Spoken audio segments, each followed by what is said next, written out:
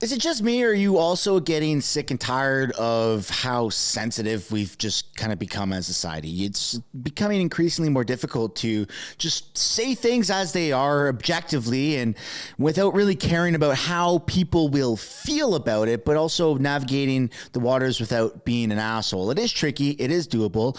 And we're going to be looking at that today. Welcome back to another video, everybody. This is pretty interesting because we've talked about what Canadian either celebrities or famous people or notable people have to say about Justin Trudeau. We've even looked into America, people as Joe Rogan, Elon Musk, what they have to say about Justin Trudeau.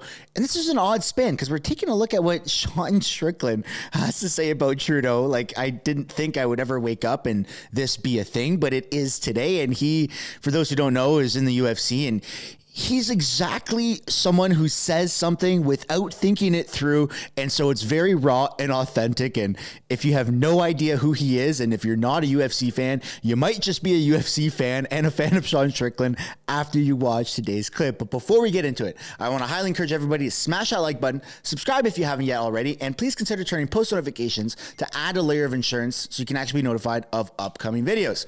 And before we get into the video, I also want to show you these awesome new stickers that are available for purchase down in the description or the pinned comment below.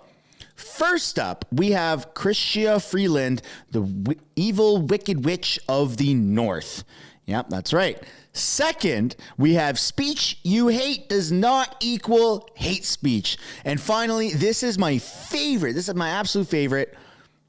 Klaus Schwab controlling Justin Trudeau. He's got penetrated because we've all knows that the evil Klaus Schwab has penetrated the Liberal cabinet. All right, without further ado, let's get into just listen to what Justin Trudeau has to say. He's talking about affordable housing, and then we're going to take a look at what Sean Strickland has to say about Trudeau. And yeah, everything he says is pretty valid. Here we go. That really matters. And this building we're in here today is a recipient of federal partnership through the Affordable Housing Fund that delivered this excellent building, along with the work that the mayor and the province did on this. Just last week, Wayne, you were here with the mayor as well for a rapid housing announcement over at Barracks Green that is showing what we can do, especially to help the most vulnerable. We know there's real challenges around homeless populations here in the city and across the country that we need to continue to step up on. And those are two different programs. And today we're here to announce a third program, a really big one. C'est le Fonds pour l'accélération. All right, so why am I showing this clip? This doesn't really have anything to do with what Sean Strickland says about Justin Trudeau, but it just shows how kind of weak of a man he is. He's always watching what he has to say. Look, there's a housing crisis. Just say there's a housing crisis. People can't afford things, and we're fixing it. And he turns a very simple statement into something very long. And well, I'm going to agree with Sean Strickland says before I even show you the clip. And now let's take a look at what Sean Strickland has to say. Unfiltered, raw, authentic, just total punching down on Justin Trudeau. Here we go. Oh, man, you don't want a grandkid? No problem with it. Oh, man, well, dude, you're a weak fucking man, dude. You're part of the fucking problem. You elected Justin Trudeau. Like, when he sees the bank accounts, like, you're just fucking pathetic.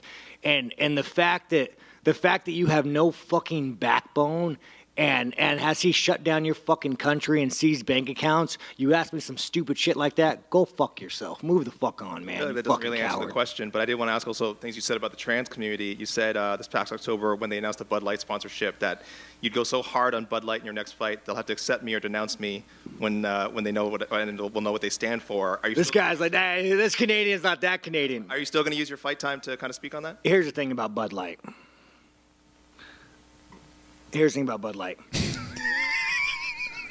10 years ago, to be trans was a mental fucking illness. And now all of a sudden, people like you have fucking weaseled your way into the world. You are an infection. You are the definition of weakness. Everything that is wrong with the world is because of fucking you. And the best thing is the world's not buying it. The world's not buying your fucking bullshit you're fucking peddling. The world is not saying, you know what? You're right. Fucking chicks have dicks. The world's not saying that. The world's saying, no, there are two genders. I don't want my kids being taught about, who they could fuck in school. I don't want my kids being taught about, their sexual preference. Like, dude, this guy is the fucking enemy. You want to look at the fucking enemy to our world? It's that motherfucker right there, asking these stupid fucking questions. Sorry, I told the UFC I was being nicer. Lance, am I?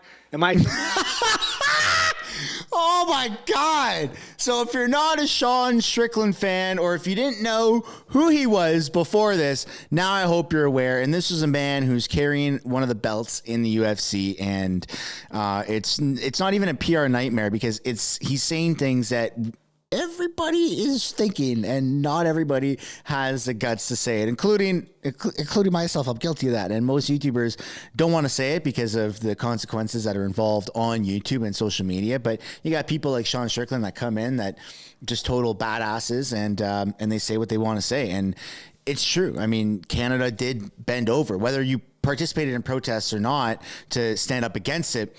Dude, our country's pretty weak, man. Our country's pretty weak. And the fact that there was such a big separation and division in people here in Canada of supporting the government, and the insanity, the totalitarianism that was involved with that. And if you stood up against that, if you waved the Canadian flag and you're viewed as this like crazy person, that's insane. That's absolutely insane. And you're seeing more and more people come out of the woodworks and talk about this. Sean Strickland has nothing to do with Canada.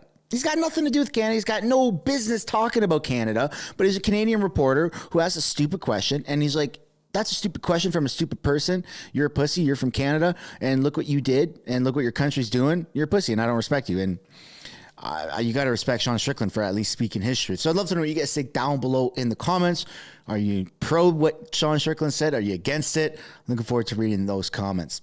Now we're going to take a look at some more shit show stuff happening here in Canada. You got Karima on X, who's going around filming. It looks like it's in Toronto, these Palestine and Gaza protests. So there's a big police gathering. This just happened the other day. It was the 100 days in hell kind of significance, right? So it's been 100 days since the war started, or since Israel got attacked, and now this is a significant moment, I suppose.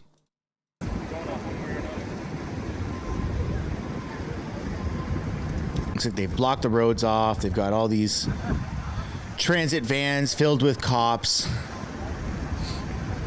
to mitigate the ongoing protests.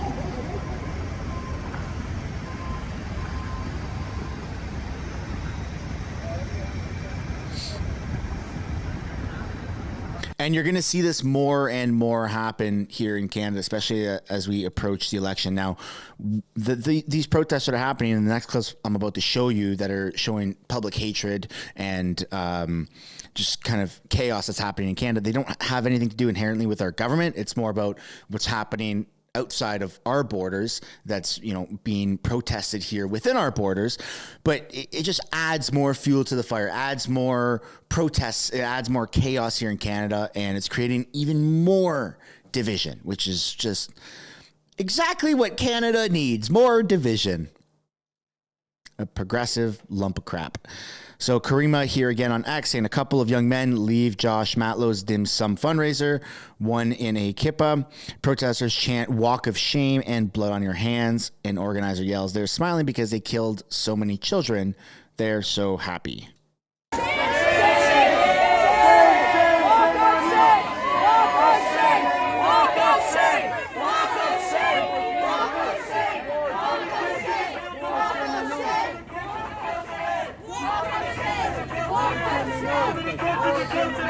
How many kids did you kill today? How many kids did you kill today?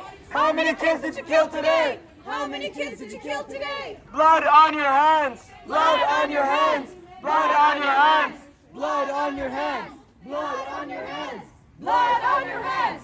They're smiling! They're smiling because they killed so many children! They're so happy! Shame! Shame on you! They're smiling for murdering children! Okay, so these kids they look like teenagers or young adults, and they're being I don't even want to say harass because that's such a triggering word, but they're being essentially, by definition, harassed, or whatever the hell you want to call it, for killing and murdering children that they have not done themselves, but there's an ongoing war and conflict overseas. And look, I've been out of the loop, to be honest. The war happened, and it was everywhere in the media, and everyone was paying attention to it, and protests broke out all across Canada. And after 30 or 60 days, people are just like, oh, okay, and they just kind of forgot, and it seems to be like it's not pushed as hard, and we're just kind of in this waiting period for the next big thing to happen in the world. And that's also my bias and my algorithm that's feeding me. So maybe you have something different. Maybe there's like some crazy conflict or some crazy stuff happening in a part of the world that your algorithm's spitting out towards you, and you're like, hold on, Mr. Sunshine, there's all these other things happening. Yeah, probably, but it's not on my algorithm, so I don't really know. And I've been a little bit out of the loop in terms of these protests and the conflict between Palestine and Israel. And it just seems like it's getting a little bit out of control. I mean, people are being targeted for just being Jewish. When has that happened before? I don't know. Seems like history is repeating itself. We have another clip here from Karima on X saying, after the stream of guests leaving Josh Matlow's fundraiser thinned, protesters turned their attention to us, Zionists on scooters. Karima is just goes around and documents stuff and provides her opinion sometimes on what's happening in real time, but for the most part, it's just raw clips like this. Great follow, by the way, on X. Go follow Karima and take a look, because someone's got to get out there and do it, and she's doing a good job. Yeah, to look at white people support genocide.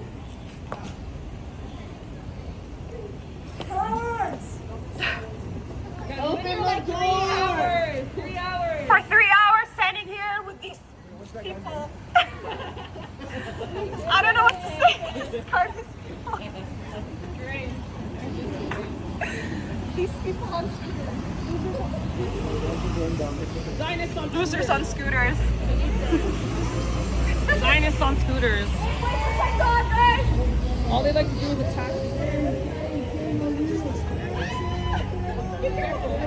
What the hell is this? What are we looking at? Shame on you. Don't be a Gigi. All right. I don't want to take away from the pain that protesters are feeling, which is encouraging them to go out and protest, because obviously if you want to go protest, you have every right to do that in this country, unless it's to criticize our current government. It just seems like we're living in a state of chaos. That's all my point is. I'm not saying you shouldn't go protest. I'm not trying to criticize the people that are protesting, that are pro-Israel or pro-Palestine or anti-Israel, anti-Palestine. Like, you go do you, boo. Everyone's got a reason or something, that an inner desire that they want to express. Go protest. Absolutely. Like, I am for protests. Like, 100%. I can't make that more clear. It just seems like Canada's in a total state of chaos. It just seems like things are out of control. And it has nothing to do with that particular protest or protesting that cause or that conflict in particular. It just seems like in general, everything is just, Canada's just fucked right now. And that's a great segue into our final video for this video, Pierre Poilievre, if you're English, or Pierre Poilievre, if you know how to read French. Too many young Canadians have stories like this. Let's take a look at what he has to say. Another topic I've heard you talk about it a lot, but just the cost of housing, the cost of rent. You know, it's, I mean, even in Sault Ste. Marie. Like I'll read you. This is an interesting email. It's from a young guy. His name's Ben. He applied for a job here, and we basically said he had a job. He lives in Vancouver with his parents. Just finished his schooling. And here was his reply. He said, "Good evening. It is with great regret that I have to inform you of my decision to decline your offer of employment at this given time. Due to the continuous rise in the price of housing over the past several years, combined with the lack of affordable housing, it has made it near impossible to find a suitable place to rent while working at J.D. Earl in Sault Ste. Marie. This decision was not an easy one to make. I felt your company stood out from the competitors, and as a whole, you seem to generally care for your employees. Hopefully someday I'll be able to work for your company." Wow, that's sad, isn't it? Here's a guy that's just starting out, but he can't. And you know, the last time I was in the Soo, I met a carpenter at Tim Hortons who lives in a parking lot. And I thought, isn't it incredible that we now live in a country where the people who build our homes cannot afford to live in our homes? And that is a fundamentally broken system. And the problem is we have the second slowest building permits in the OECD. government delays in zoning, permitting, the taxes, development charges that they apply at $1.3 million to a new home, each new home in Vancouver, $350,000 to each new home in Toronto. Some of the GTA municipalities have increased their development charges by 900%. Winnipeg has blocked 2,000 homes right next to a transit station that was built for those homes, and just because the councillor said that his constituents did not want to have neighbors. And in Montreal, there's a study from a think tank showing that the city there blocked 24,000 homes in the last 3 years alone. So what's happening is we've built up these monstrous local bureaucracies who make it their business to block construction and to have to hold things up and to collect fees and nickel and dime. The federal government keeps giving money to these local municipalities to hire more of these gatekeepers.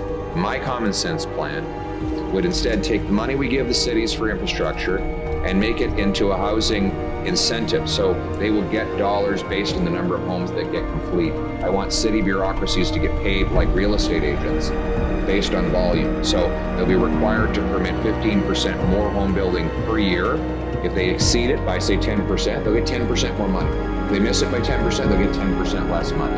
I'm going to require every federally funded transit station be pre-permitted for high-density housing all around it so people can live next to the bus or train. I'm going to sell off 6,000 federal buildings, thousands of acres of federal land, and get CMHC, which is the federal housing agency, to approve financing for apartments within 2 months rather than 2 years. And it will be in my law, right in the law, that the executives of CMHC will lose half their pay if they don't hit the turnaround target and within 6 months. And if after a year they're still not hitting the target, they're going to automatically be fired.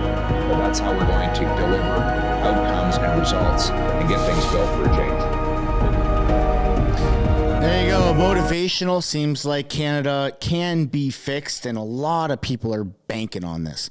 A lot of people are pessimistic. A lot of people have lost total faith in the system, and I don't blame you. I don't blame you. You got every reason to believe that. I, however, am a little bit more optimistic, and I think we can get out of this, and we've got one real shot, because if it doesn't get fixed or addressed at the next election, Canada's screwed, and we might as well get rid of the Canadian flag and bring on I don't know, off the top of my head, Chinese flag. Okay, that's what we're getting in today's video, folks. I'd love to know what you guys think down below in the comments. Any questions, comments, or concerns about any of the topics that were covered. Thanks for watching. Don't forget to smash that like button, subscribe if you haven't yet already. And if you want to get yourself a Justin Trudeau penetrated, the Liberal cabinet has been penetrated, then you can find the link for that down in the description or the pinned comment below. Bye for now.